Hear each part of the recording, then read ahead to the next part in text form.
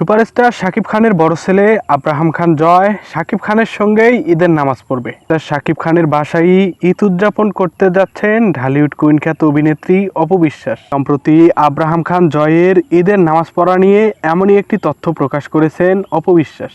So প্রিয় viewers, তাহলে কি বলছেন অপু বিশ্বাস? এ বিষয়ে বিস্তারিত জানতে একটি মুহূর্ত না টেনে পুরো ভিডিওটি দেখে সাথেই থাকুন। ঢাকাই চলচ্চিত্রের এক সময়ের সবথেকে জনপ্রিয় জুটি শাকিব খান এবং অপু বিশ্বাসের একমাত্র সন্তান আব্রাহাম খান জয়। শাকিব খানের সঙ্গে বিয়ের পর থেকেই ঈদ উৎসবে অংশ নেন অপু বিশ্বাস। শুধু ঈদ উৎসবে অংশগ্রহণ নয়, বিয়ের পর থেকে নিয়মিতই কোরবানি করেন অপু বিশ্বাস। সম্প্রতি কোরবানি এবং ছেলে জয়ের ঈদের নামাজ পড়া নিয়ে একটি সাক্ষাৎকার দিয়েছেন অপু। সেই সাক্ষাৎকারটিতে অপু বিশ্বাস বলেন, 2008 সাল থেকে সাকিবের সঙ্গে ঈদ পালন করে আসছি আমি। তবে এজন্য আমার তেমন কোনো বাড়তি দায়িত্ব পালন করতে হয় না। তাছাড়া প্রথম আমি ঈদের বিষয়গুলো বুঝতাম না। তবে 2015 সালের কোরবানির ঈদ আমি একাই সামলেছি যখন আমার শাশুড়ি হজ করতে গিয়েছিলেন। আর এটি ছিল আমার জন্য নতুন একটি অভিজ্ঞতা। সর্বশেষ একমাত্র সন্তান আব্রাহাম খান জয়ের ঈদের নামাজ পড়া এবং কোরবানি নিয়ে কথা বলেছেন অপু বিশ্বাস। তিনি বলেন, জয় আসার পর